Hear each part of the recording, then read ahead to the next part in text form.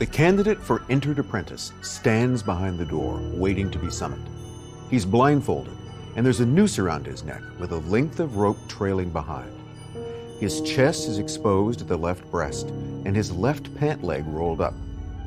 The doorkeeper raps 3 times and announces that the candidate desires to enter and obtain the privileges of Freemasonry. With that, the candidate is escorted into the lodge by the inner guard. The guard holds the tip of a dagger against the candidate's bare chest and asks if he feels anything. Next, the candidate kneels before the head of the lodge, the worshipful master, and they engage in a ritual question and answer. He's led by the rope or cable tow to an altar with a Bible or other holy book. Standing with his heels together to form a square, the candidate now kneels. He places his right hand on the Bible and with his left presses the point of a compass against his chest. He swears to forever conceal and never reveal any of the secret arts, parts, or points of the hidden mysteries of Freemasonry. If he breaks that promise, he binds himself to having my throat cut across, my tongue torn out, my body buried in the sands of the sea at low tide. The assembled brothers rise and give the sign of the entered apprentice. Right hand held palm down beneath the chin, with the elbows straight out.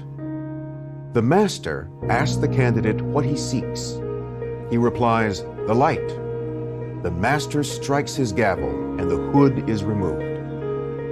Now the candidate is shown 3 sacred objects: the holy book, the square, and the compass. The master reminds him that he faces terrible retribution should he ever betray the organization's secrets. Next comes instruction in the secret hand sign or grip and the secret word, Boaz. The candidate receives his Masonic badge and the symbolic tools, a gavel and a ruler. The candidate leaves to change clothes and returns to receive the final charges. He is instructed that he must understand the importance of God, must be law-abiding, must abstain from political or religious discussion in the lodge, and must obey the master and other officers. He's again warned he must never reveal any secrets of the Brotherhood. Secrecy, if you haven't noticed, is a big deal.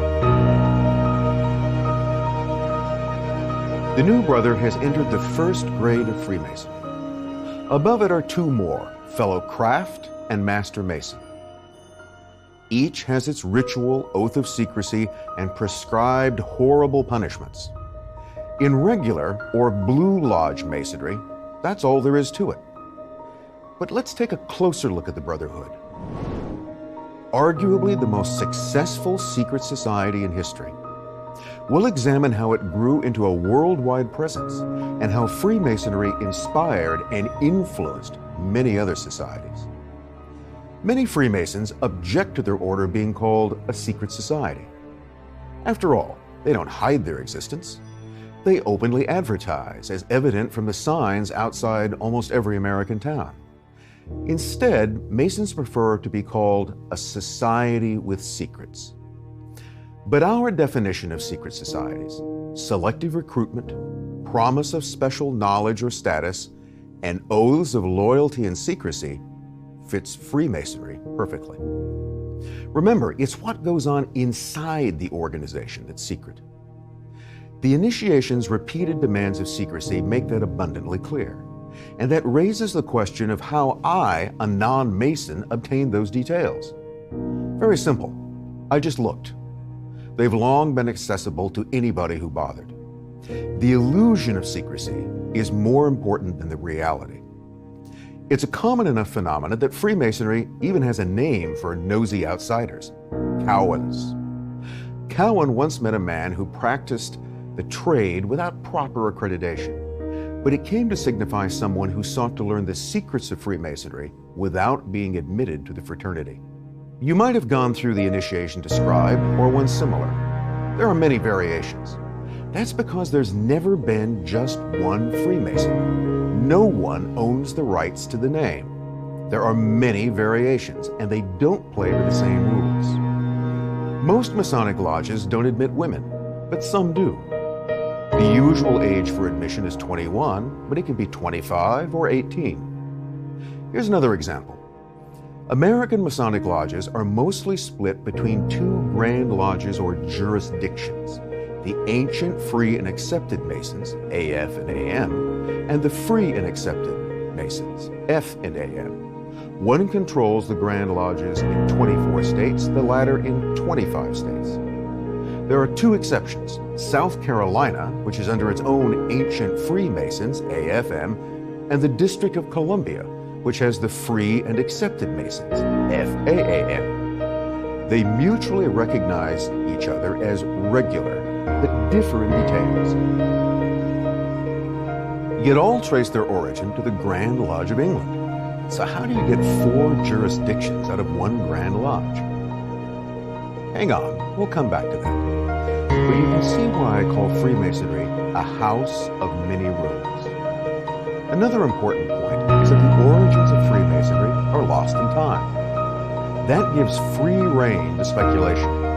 While a lodge may consider itself regular and another irregular, that's just a matter of opinion. Ask the average Mason what the lodge is about, and the common answer will be fellowship. Formally, Freemasonry is a system of morality veiled in allegory and illustrated by symbols. Consider again the initiation I described a few moments ago. The candidate entered the lodge through the western door and proceeded towards the worshipful master at the eastern end.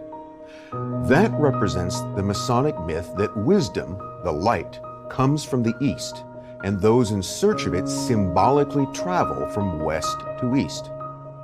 The candidate was blindfolded to symbolize his ignorance before the light was received. His breast was exposed to prove he wasn't a woman. His left pant leg was rolled up as evidence that he was able-bodied. Of course, a single exposed limb proves little. It's the symbolism that counts. Similarly, the gavel, square, and apron the new Mason receives are based on actual stonemason gear. But none of them will be used to do real work. With rare exception, no one in the lodge is actually a Mason. They're all just pretending to be. Why? Then there are those terms free and accepted. Free originally meant a man who wasn't a slave or a bondservant, and so who was able to travel from one place to another. Later, it acquired the additional meaning of someone unencumbered by any obligations that might conflict with Masonic ones.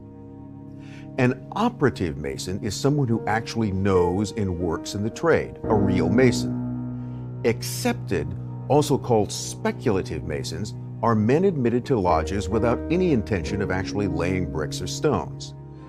They're symbolic Masons.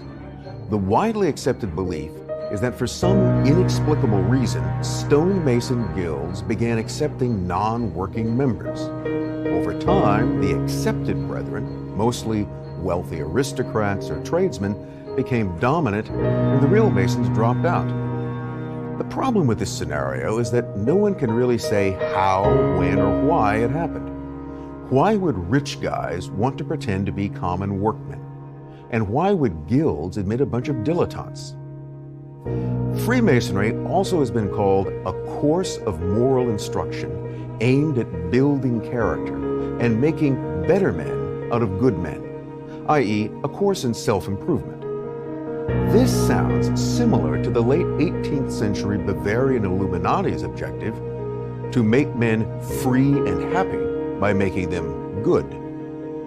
It's even reminiscent of the mystical notion that man is God in the making.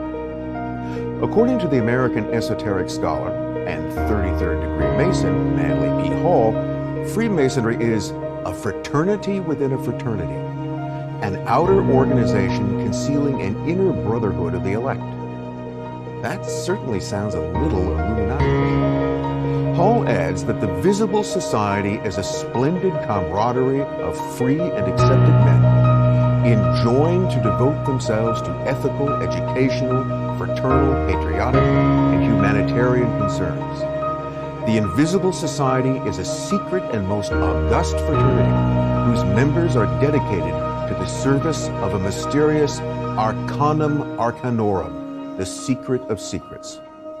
Was that the same secret of secrets that alchemists sought?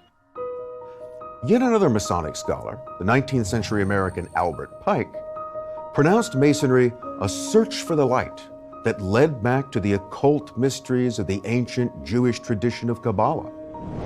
In turn, the Kabbalah connected Freemasonry to Hermeticism, alchemy, and the anti-papal thinkers of the Middle Ages.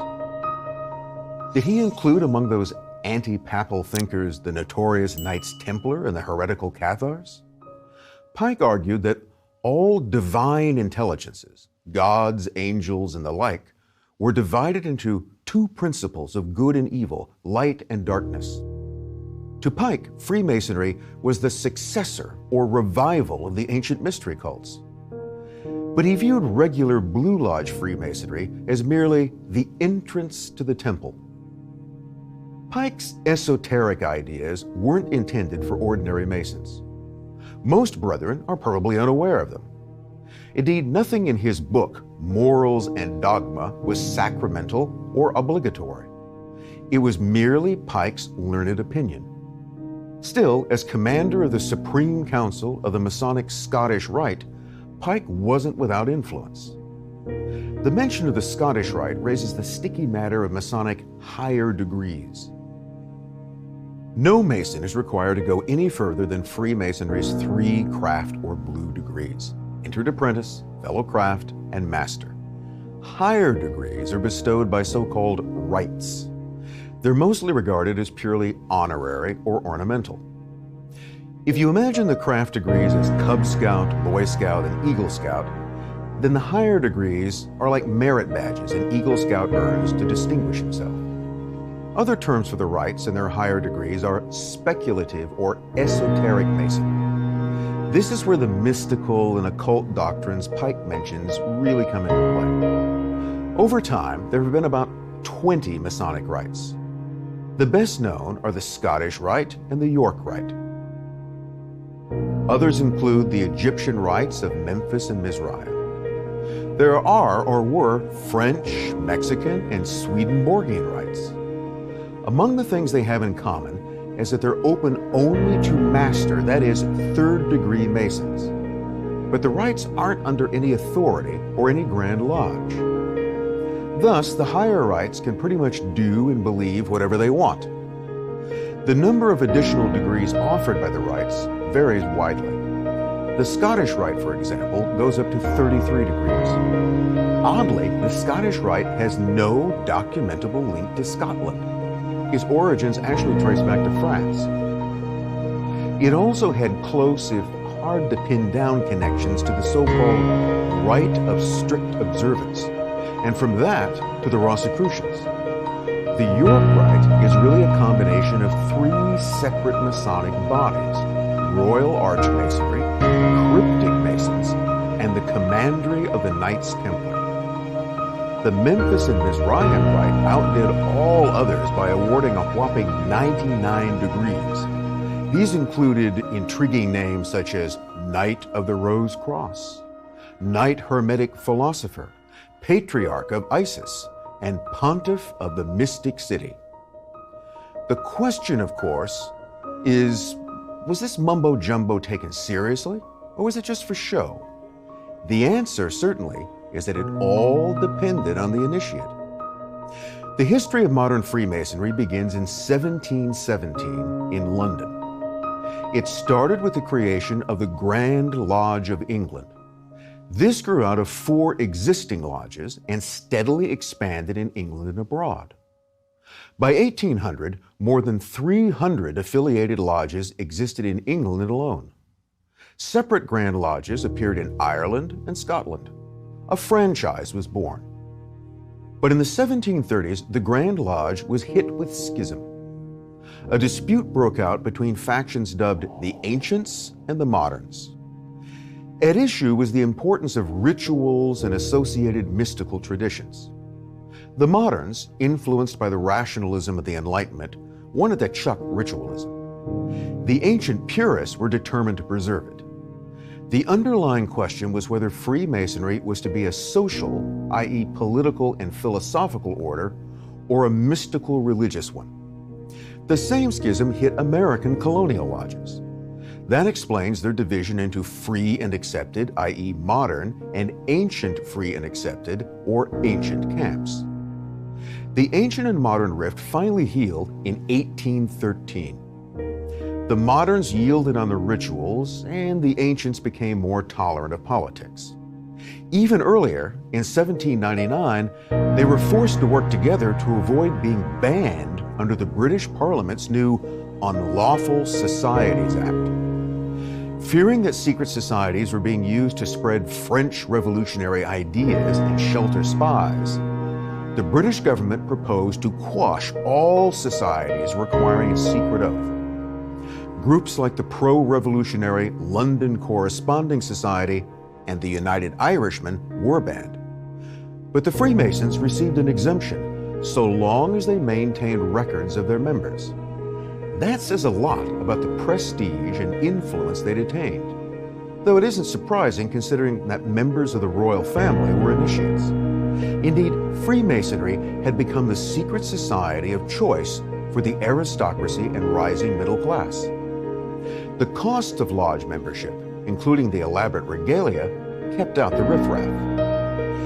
If Freemasonry went public in 1717, it certainly didn't start then. Speculative Freemasonry had been slowly evolving for at least 300 years. The 18th century Grand Lodges grew out of older ones, supposedly meeting from time immemorial. For instance, in Scotland, there was the kill-winning Mother Lodge. It claimed to have been around since the 12th century. In York, the independent Grand Lodge of All England traced its origins to 926 and a legendary convention of stonemasons summoned by Anglo-Saxon King Athelstan. The 18th century lodges based their rituals and rules on a collection of documents called the Old Charges, most of which dated to the 15th century. The oldest, the so-called Regius or Hallowell manuscript, may go back to 1390. It mentions the Athelstan legend, but also invokes the Greco-Egyptian mathematician Euclid, who lived around 300 BC. Euclid, the story goes, counterfeited geometry and thereby invented Freemasonry. Of course, how or why Euclid did that, or what counterfeit geometry was, is left a mystery. One of the earliest known Masonic documents is the Cook manuscript from 1450. It also mentions Euclid, but brings in King Solomon and pushes things all the way back to Adam. The Dowland manuscript from the mid-1500s elaborates the connection to Solomon's temple and its legendary master mason, Hiram Abiff. Abiff's death at the hands of 3 unworthy apprentices became a centerpiece in Masonic mythology. Clearly, no one had any real idea when and how Freemasonry began. The blank canvas made it possible to paint in almost anything. So why not the Knights Templars of the Crusades era? While a Freemason-Templar connection became widely accepted, there's no documentation to back it up. The possible exception is the 15th century Kirkwall scroll from Scotland. It's an illustrated tapestry in which some claim to see Templar and Gnostic symbols. Well, maybe. Or maybe it's a later forgery. But lack of evidence didn't stop American Masons. In 1919, they named their youth auxiliary the de Malays in honor of Jacques de Malay, the last Templar Grand Master, who was burned at the stake in 1314. The historian John Robinson argues for a genuine link between Templars and Freemasons in his 1989 book, Born in Blood. Robinson focuses on the 1381 Peasants' Revolt in England. Robinson believes a shadowy Great Society behind the revolt was a conspiracy hatched by clandestine Templars aimed at revenge against church and crown. Robinson's evidence is intriguing, but ultimately thin. he does raise some interesting points. For instance, while we picture medieval Mason guilds as a kind of trade union, they were really no such thing. Really, they were employer associations run by master Masons who treated their lesser brethren as common laborers and indentured servants. Thus, Robinson speculates the Crypto-Templars didn't take over genuine guilds, but formed their own pseudo-Masonic guilds as a cover. That, he argues, explains their obsession with secrecy, something not typical among ordinary Masons. Interestingly, the Knights Templar had their own internal sect of brother Masons, i.e., an internal Masonic guild. Since most of the Templar organizations survived the suppression unscathed, presumably the brother Masons did as well. There are other examples of political conspiracy disguised as labor association. One is the revolutionary Carbonari, or charcoal burners of early 19th century Italy and France. There were charcoal burner brotherhoods, but the Carbonari, many of them Freemasons, co-opted the name and terminology as a cover for their revolutionary conspiracies. Among other things, it gave you a plausible reason to be meeting in the woods at night. Still, the Freemason-Templar connection remains mostly conjecture. British Freemasonry would go on to become the secret society of the establishment. In England, 300 lodges grew to 1,000 by the 1860s, 2,000 by the 1880s, and 3,000 by the start of the 20th century. Hundreds more sprouted throughout the empire. The poet laureate of British imperialism, Rudyard Kipling, a Mason, popularized the brotherhood in his writing. Look at his The Man Who Would Be King. Yet the estimated 250,000 British Freemasons in 1900 were a small fraction of a population of almost 40 million and downright insignificant in a larger imperial population of 400 million. Of course, membership was heavily concentrated at the upper end of society, men who already enjoyed some wealth and power. For some, however, Freemasonry wasn't exclusive or serious enough.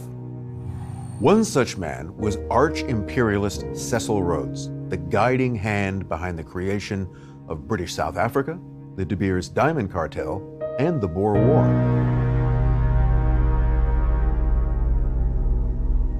Rhodes joined a Masonic lodge in the 1870s because, he said, he saw the wealth and power they possess and the influence they hold.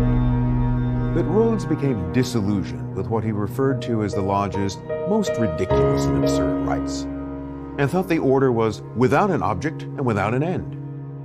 Rhodes' grand idea was to bring the whole uncivilized world under British rule, recover the United States, and make the Anglo-Saxon race one empire. So, along with plotting the British conquest of South Africa's gold and diamonds, Rhodes formed his own secret organization, dubbed the Society of the Elect. Into it, he selectively recruited statesmen, financiers, and industrialists. Part of his scheme, not incidentally, was the Rhodes Scholarship, designed to turn worthy Americans into right-thinking Englishmen. Freemasonry gave Rhodes his starting point, model, and inspiration. Yet while Kipling and Rhodes epitomized Masonic loyalty to the British Empire, not all British Freemasons were so inclined. Remember that house of many rooms. The Grand Lodge of England was always picky about who and what it regarded as legitimate. Masonic bodies like the Scottish Rite were branded irregular or clandestine. Irregular Freemasonry tended to attract dissidents, both moral and political. There's no finer example than the occultist Aleister Crowley, who was once branded the wickedest man in the world. The Grand Lodge denied any association with Crowley, even that he was a Freemason at all. But Crowley boasted a bevy of Masonic degrees from French, Mexican, and other lodges. The esoteric organizations Crowley was associated with, like the Hermetic Order of the Golden Dawn and the Ordo Templi Orientis, or OTO, all had Masonic roots. The OTO, for instance, was initially envisioned as a Masonic academy that would unify Masonic rites with mystical orders to create a unified occult Freemasonry. Another clandestine branch was co-Masonry. It initiated men and women alike. The practice originally started in some 18th century French lodges. It resurfaced in 1893 with the founding of the Parisian lodge Le Droit Humain, or Human Right. Co-Masonry was later hijacked by English occultists connected to the mystical Theosophical Society. Theosophy sought to combine Western and Eastern mysticism into a universal occult doctrine. It would inspire much of what we now call the New Age movement. Along with a thirst for spiritual enlightenment, some theosophists nurtured political ambitions. One of these was the English woman Annie Besant, who was largely responsible for turning co-Masonry into an appendage of theosophy. Besant's politics were definitely radical. She was a socialist, a militant proponent of Indian nationalism, and later flirted with communism. Her Freemasonry definitely wasn't the same as Rudyard Kipling's. While politics was officially forbidden within the lodge, it was practically impossible to keep out. Masonic lodges, remember, were selective. A single dissenting vote could blackball a candidate. The frequent result was a lodge full of men sharing more or less common views, and all sworn to secrecy. Connections formed inside the lodge could take on a different dimension outside of it. Simply put, Masonic lodges were like petri dishes for political conspiracy.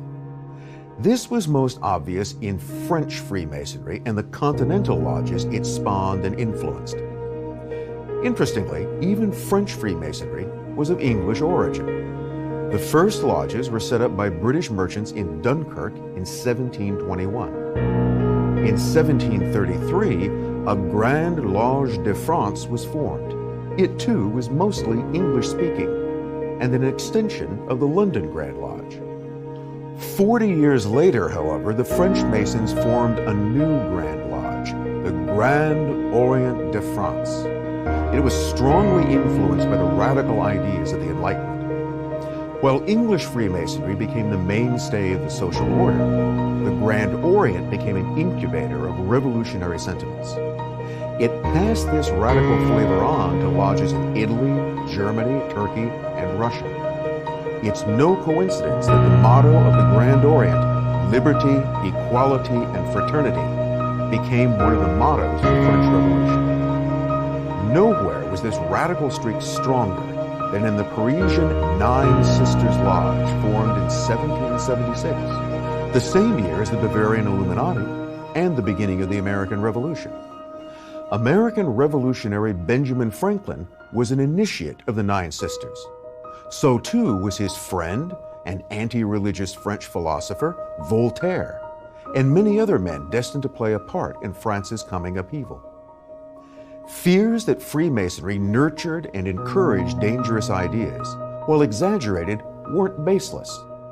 And no one looked on the Freemasons with greater displeasure than the papacy. In 1738, Pope Clement XII issued the first edict against Freemasonry. He said that it had caused the greatest suspicion in the mind of the faithful, and that all prudent and upright men had judged them depraved and perverted. He condemned and prohibited Freemasonry now and forever. As Clement saw it, the Freemasons' obsession with secrecy condemned them. For if they were not doing evil, he reasoned, they would not have so great a hatred of the light. The Catholic Church also figured in an anti-Masonic brouhaha that infected France in the 1890s. This was the so-called Taxil hoax. A journalist, ex-Freemason, and sometimes pornographer named Joseph Jogan Paget decided to exploit public anxiety over Freemasonry and Satanism by combining the two. Writing under the names Leo Taxil and Dr. Bataille, he churned out sensational books such as The Mysteries of Freemasonry and The Devil in the 19th Century. His potboiler story was that Freemasonry was run by a satanic cult, the Palladians, based in, who'd have guessed it, Charleston, South Carolina, And the head devil worshiper was no less than American Freemason Albert Pike. Jogan Paget even conjured a Masonic high priestess, Diana Vaughan, who spun lurid tales of black masses and child sacrifice. For good measure, she was supposed to be the descendant of the 17th century British alchemist and Rosicrucian Thomas Vaughan. In 1897, Jogan Paget further shocked everyone, especially the Vatican, when he revealed that the whole thing was a hoax and Diana Vaughan a figment of his imagination. Nevertheless, that didn't and hasn't stopped some from insisting the story was true. The most important thing to take away is that Freemasonry isn't one thing, but many, and it always has been. What was true in your granddad's lodge isn't necessarily true for others. Much of this vagueness and variety stems from the fact that Freemasons' origins are lost in time. So what wasn't known was invented. As ever, people see what they want to see and believe what they want to believe.